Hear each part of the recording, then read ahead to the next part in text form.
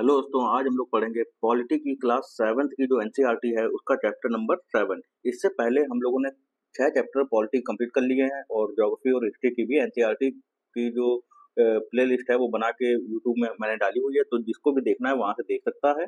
और ये एनसीईआरटी जो है हम लोग के लिए पढ़ना बहुत ही ज़्यादा जरूरी है, तो इसके साथ साथ नोट्स भी बनाते हुए चलें। ठीक, तो इससे आपको ही फायदा मिलेगा। आगे आप किसी भी एग्जाम की तैयारी कर रहे हो तो एनसीईआरटी बहुत ही ज़्यादा ज़रूरी है, तो इसके आप नोट्स भी बनाते चलें और मेन जो इम्पोर्टेंट चीज़ें हैं, वो मैं आपको बताता रहूँगा, वो भी साथ-साथ आपको नोट करते रहना है, ठीक? तो आप अपने साथ एक पेपर, पेन साथ में रखिए और जो भी इम्पोर्टेंट चीज़ होंगी, वो मैं आपको बताता रहूँगा और आपको साथ में नोट करते हुए चलना है, ठीक? तो चलिए हम लोग अपना चैप्टर शुरू करते हैं, जिसका नाम है हमारे आस-पास के बाज़ार। यानी कि हम लोग मार्केट के बारे में जानेंगे कि किस प्रकार से मार्केट काम करता है, जो बाज़ार है किस प्रकार से काम करता है, कौन-सी चीज़ें महँगी होती हैं, सस्ती होती हैं, वो सब कैसे डिपेंड होता है, वो सारी चीज़ें हम लोग इसमें देखेंगे। तो अगर पढ़ें तो हम बाजार जाते हैं और बाजार से बहुत सी चीजें खरीदते हैं, जैसे सब्जियां, साबुन, दंत मंजन, मसाले, ब्रेड, बिस्किट, चावल, दाल, कपड़े, किताबें, कॉपियां आदि। ठीक, हम जो कुछ भी खरीदते हैं यदि उन सब की सूची बनाई जाए, यानी कि एक लिस्ट बनाई जाए, तो वह काफी लंबी होगी। ठीक, बाजार भी कई प्रकार के होते हैं जहां हम अपनी रोजमर्रा की जरूरतों के लिए जाते हैं, जैसे हमारे पड़ोस की गुमटी, साप्ताहिक हाट यानी बाजार, बड़े बड़े शॉपिंग कॉम्प्लेक्स और शॉपिंग मॉल। ठीक, तो ये सारी चीजें तो हम लोग वैसे भी जानते ही हैं। इस अध्याय में हम बाजार के इन्हीं प्रकारों को समझने की कोशिश करेंगे।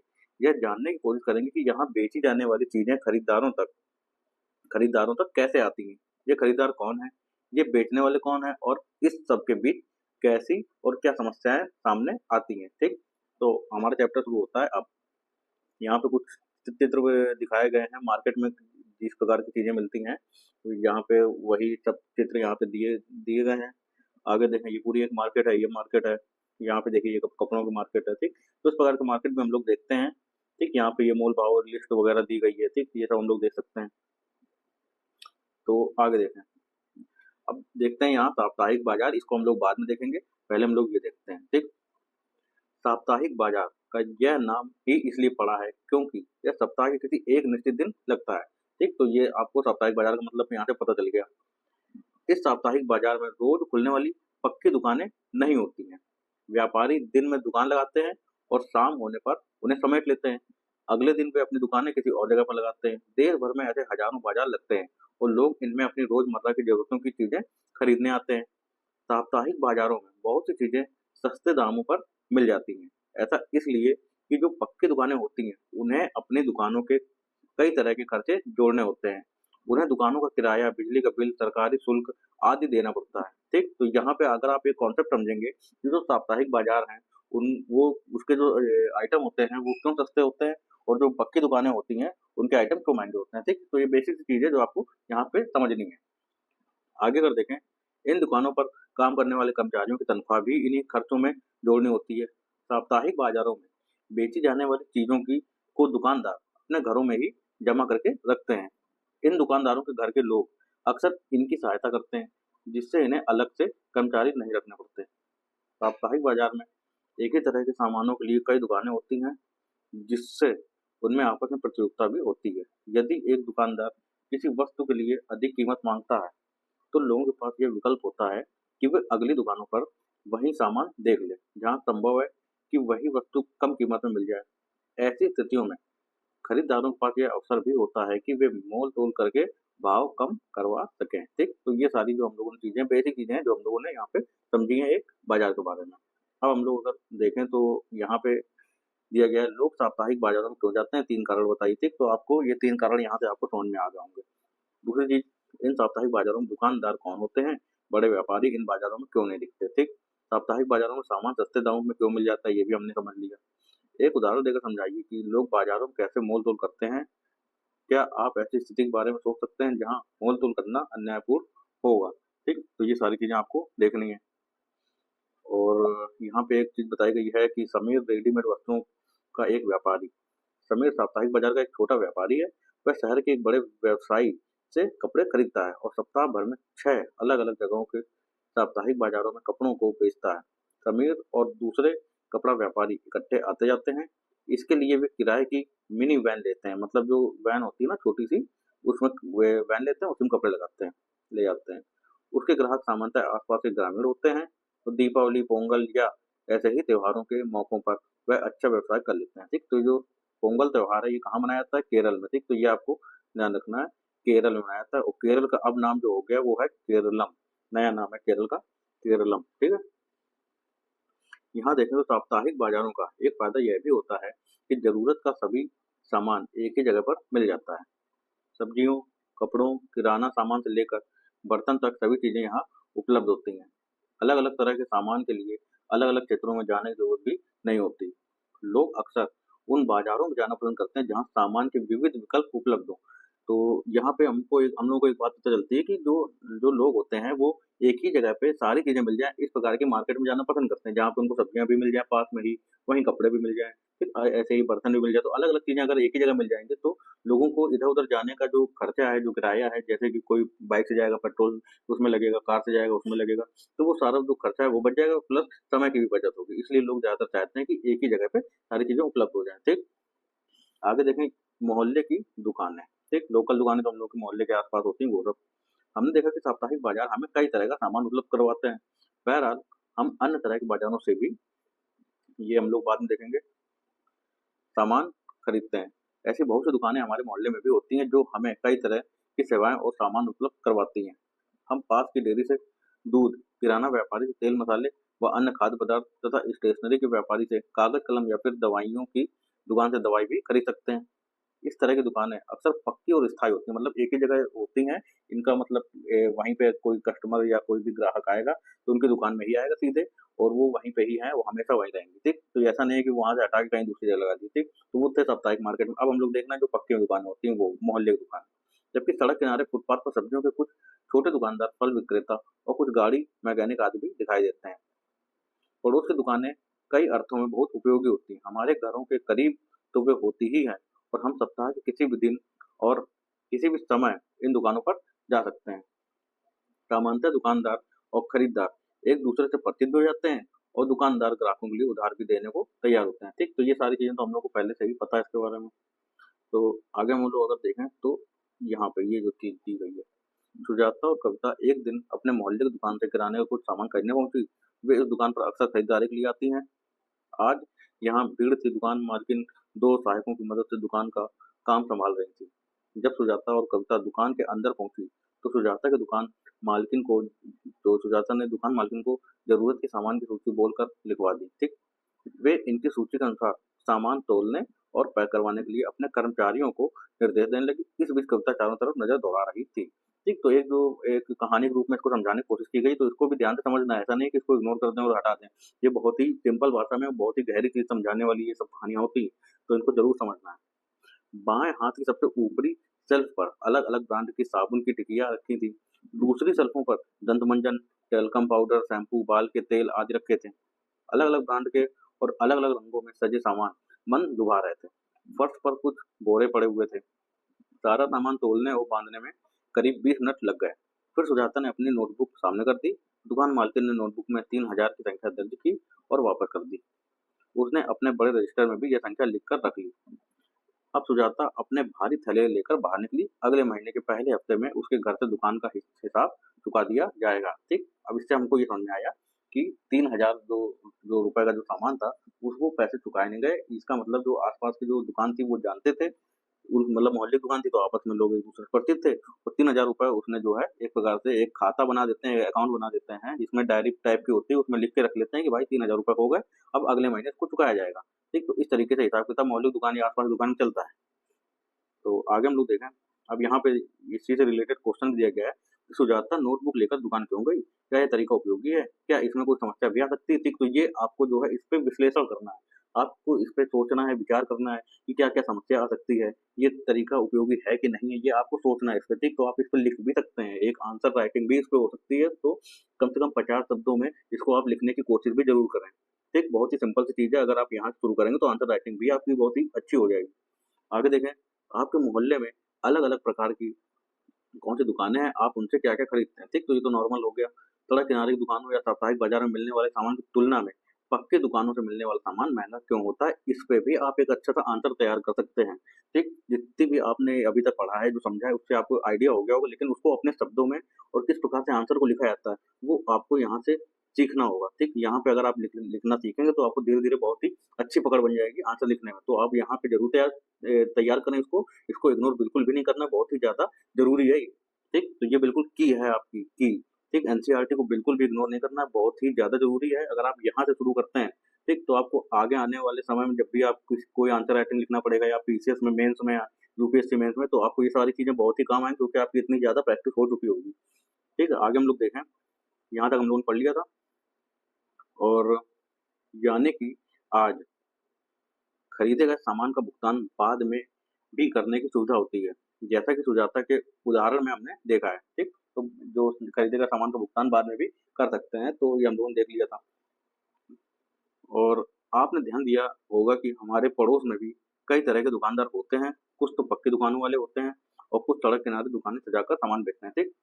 और हम लोग ये वाली कहानी देखते हैं।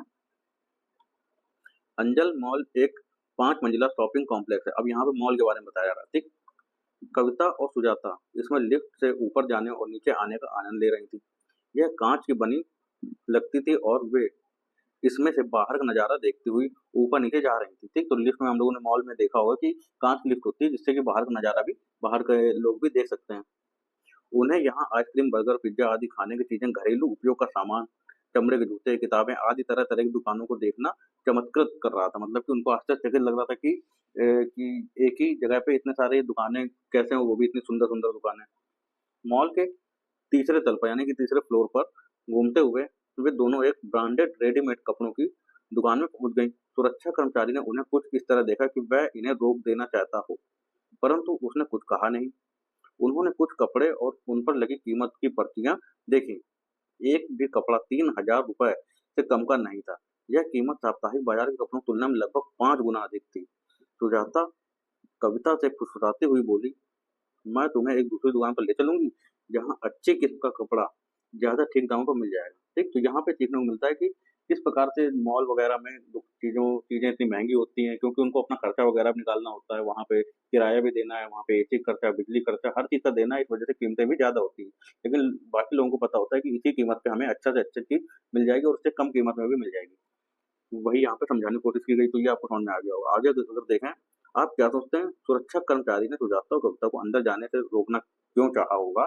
यदि कहीं किसी बाजार में कोई आपको ऐसी ही दुकान में अंदर जाने को रोके तो आप क्या कहेंगे? ठीक, तो इस पे भी आप अपना सोच विचार करना है और आपको इस पे भी आप लिख सकते हैं। ठीक, तो जरूर इस पे जरूर कोशिश करें लिखने की। ठीक, बहुत ही आसान सी चीज है, आपको लिखने में कोई समस्या भी नहीं आएगी और जो आपकी प्रैक्टिस भी अच्छी हो जाएगी। ठीक, तो आप इस पे जरूर अपने 50 शब्दों में लिखें। आगे देखें, शॉपिंग कॉम्प्लेक्स और मॉल के बारे में। ठीक, हम लोगों ने साप्ताहिक बाजार देख लिया है, घरेलू दुकानें जो आस-पास होती हैं, मोहल्ले की दुकानें वो देख ली। अब देखते हैं शॉपिंग कॉम्प्लेक्स और मॉल के बारे में। इस प्रकार अभी हमने 2 प्रकार के बाजार देखे, पहला साप्ताहिक बाजार और दूसरा पड़ोस की दुकानों का बाजार। ठीक, शहरों में कुछ अन्य प्रकार के बाजार भी होते हैं, जहाँ एक साथ कई तरह की दुकानें होती हैं। इन्हें लोग शॉपिंग कॉम्प्लेक्स के नाम से जानते हैं। अब तो कुछ शहरी इलाकों में आपको बहुमंजिला वातानुकूलित मतलब कि जिससे एयर वगैरह निकलती रहती है, दुकानें भी देखने को मिलेंगी, जिनकी अलग-अलग मंजिलों पर अलग-अलग तरह की वस्तुएं मिलती हैं। इन्हें मॉल कहा जाता है। इन शहरी दुकानों में आपको बड़ी-बड़ी कंपनियों का ब्रांडेड सामान भी मिलता है और कुछ बिना ब्रांड का सामान भी मिलता है।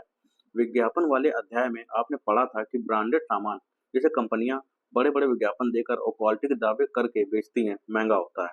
कंपनियां अपने ब्रांडेड उत्पादों को बड़े शहरी बाजारों और अपने विशेष शोरूम में बेचने के लिए रखती हैं। बिना ब्रांड के उत्पादों की तुलना में इस ब्रांडेड सामान की कीमत का बोझ केवल कुछ लोग ही उठा पाते हैं, यानी कि जिनके पास ज्यादा पैसा होगा भाई वही ज्यादा कीमत दे पाएंगे और ज्यादा फायदा भी उठा पाएंगे। ठीक, तो ये बिल्कुल सिंपल चीज है। ठीक, आगे देखें, यहाँ पे क्वेश्चन एक है, आपको क्या लगता है आपके मोहल्ले की दुकान में सामान कैसे आता है? ठीक, पता लगाइए और कुछ उदाहरणों से समझाइए। ठीक, तो इस पे भी आप लिख सकते हैं। थोक व्यापारी की भूमिका जरूरी क्यों होती है, इस पे भी आप लिख सकते हैं। ठीक, तो जो आपको कितना सारा कंटेंट मिल रहा है लिखने के लिए, अगर आप इसमें ही अगर लिखने लगेंगे तो बहुत ही ज्यादा अच्छी आपकी प्रैक्टिस हो जाएगी। ठीक, आगे देखें, बाजारों की श्रृंखला। पहले हिस्से में आपने विभिन्न तरह के बाजारों के बारे में पढ़ा, जहां हम सामान खरीदने जाते हैं। क्या आप सोच सकते हैं कि ये सभी दुकानदार अपनी दुकानों के लिए सामान कहाँ से लेकर आते हैं? सामानों का उत्पाद कारखानों, खेतों और घरों में होता है। लेकिन हम कारखानों और खेतों से सीधे सामान नहीं खरीदते हैं। चीज़ों का उत्पादन करने वाले भी हमें कम मात्रा में, जैसे 1 किलो सब्जी या 1 प्लास्टिक कप आदि बेचने में रुचि नहीं रखेंगे। वे लोग जो वस्तु के उत्पादक और वस्तु के उपभोक्ता, ठीक? तो यहाँ पे आपको 2 शब्द समझने की ज़रूरत है, उत्पादक और उपभोक्ता, ठीक? अगर आपको नहीं पता है आप लिख भी सकते हैं, नोट भी कर सकते हैं। उत्पादक वो होता है जो कोई सामान ला रहा है या जो कोई सामान बेच रहा है, ठीक? तो वो हो गया उत्पादक। उपभोक्ता वो है जो उससे सामान खरीद रहा है, उस सामान को जो यूज़ कर रहा है, ठीक? तो वो हो गया उपभोक्ता, और जो सामान बेच रहा है वो हो गया उत्पादक, ठीक? के बीच में होते हैं, उन्हें व्यापारी कहा जाता है। यानी कि उत्पादक और उपभोक्ता के जो बीच में होते हैं, उन्हें क्या कहा जाता है? व्यापारी कहा जाता है, क्योंकि वो व्यापार कर रहे हैं। पहले थोक व्यापारी बड़ी मात्रा या संख्या में सामान खरीद लेता है। जैसे सब्जियों का थोक व्यापारी कुछ किलो सब्जी नहीं खरीदता, बल्कि वह बड़ी मात्रा में 25 से 100 किलो तक सब्जियां खरीद लेता है। तो वो ज़्यादा मात्रा में खरीदना, एक प्रकार से वो हो गया थोक में लेना।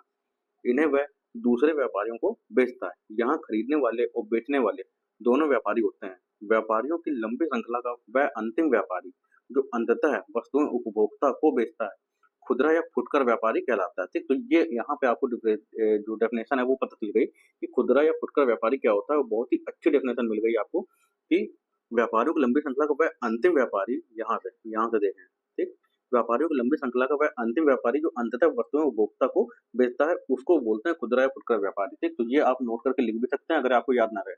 ठीक, ये वही दुकानदार होता है जो आपको पड़ोस की दुकानों, साप्ताहिक बाजार या फिर शॉपिंग कॉम्प्लेक्स में सामान बेचने मिलता है। ठीक, तो ये सारी चीजें हम लोगों ने क्लियर कर ली। आगे देखें, यहाँ पे कुछ दिल्ली के 10 थोक बाजारों से 4 ऊपर दिए गए हैं, नक्शे में दिखाए गए हैं। ठीक, तो ये जो नक्शा है ये दिल्ली का है। ठीक, दिल्ली का नक्शा है ये। और यहाँ पे कुछ जो थोक बाजार हैं उनके नाम दिए गए हैं, जैसे कि ये आजादपुर है। यहाँ पे आजादपुर के अगर नीचे देखें ईस्ट में, तो यहाँ पे है आपका दरियागंज। क्या नाम है? दरियागंज। ऊपर है यहाँ दिल्ली में आपका केशवपुर, इधर है यहाँ पे ओखला। ठीक, तो ये सारी चीजें आपको ध्यान रखनी है। आगे हम लोग देखें, हम इसे यहाँ दिए गए उदाहरण समझेंगे। हर शहर में थोक बाजार का एक क्षेत्र होता है, ठीक, एक एरिया होता है जहाँ पे थोक बाजार लगता है। ठीक, ये आपको भी पता होगा। यहाँ वस्तुएं पहले पहुँचती हैं और यहीं से वे अन्य व्यापारियों तक पहुँचती हैं। सड़क किनारे की दुकान का छोटा व्यापारी, जिसके बारे में आपने पहले पढ़ा था, बड़ी संख्या में प्लास्टिक का सामान शहर के थोक व्यापारी से खरीदता है। अब हम लोग यहाँ पे पढ़ेंगे आफ्ताब, शहर में सब्जियों का थोक व्यापारी। ठीक, तो ये स्टोरी भी हम लोग देखते हैं, पढ़ते हैं और समझते हैं। आफ्ताब उन थोक व्यापारियों में से एक है जो बहुत बड़ी मात्रा में खरीदारी करते हैं। उसका व्यवसाय सुबह लगभग 3 बजे से आरंभ होता है, यानी कि सुबह 3 बजे से वो जो है अपना व्यापार शुरू कर देता है। इसी समय सब्जियां बाजार में पहुंचती हैं। यही समय है जब सब्जी सब्जी बाजार या सब्जी मंडी में गतिविधियां तेज हो रही होती हैं। आस-पास और दूर-दराज के खेतों से ट्रकों, मेटाडोर, ट्रैक्टर की ट्रालियों में सब्जियां यहाँ आने लगती हैं। ठीक है? जल्दी ही नीलामी की प्रक्रिया आरंभ हो जाती है। आफ्ताब भी इस नीलामी में शामिल होता है। सब्जियां देखकर वह तय करता है कि आज वह क्या खरीदेगा। उदाहरण के लिए, वह आज 5 कुंटल फूल गोभी और 10 कुंटल प्याज खरीदता है। शहर में उसकी एक दुकान और गोदाम है, जहाँ वह सब्जियों को रखता है और बेचता है। यहाँ वह फुटकर व्यापारियों को सब्जियां बेचता है, जो सुबह 6 बजे से आसपास 6 बजे के आसपास वहाँ आने लगते हैं। यहाँ से दिन भर के लिए खरीदारी करने के बाद ये छोटे व्यापारी लगभग 10 बजे के आसपास अपने क्षेत्र में अपनी दुकानें खोल लेते हैं। ठीक, तो किस प्रकार से जो है मार्केट लगती है, वो हमने एक जो है समझ यहाँ पे बना ली है। आगे देखें, अ, हो सकता है कि वह बड़ा व्यापारी अपने से बड़े थोक व्यापारी से स्वयं सामान खरीदता हो। शहर का बड़ा थोक व्यापारी प्लास्टिक का यह सामान कारखाने से खरीदता है और उन्हें बड़े गोदामों में रखता है। इस तरह से बाजार की एक श्रृंखला, यानी कि एक पूरी चैन बनती है।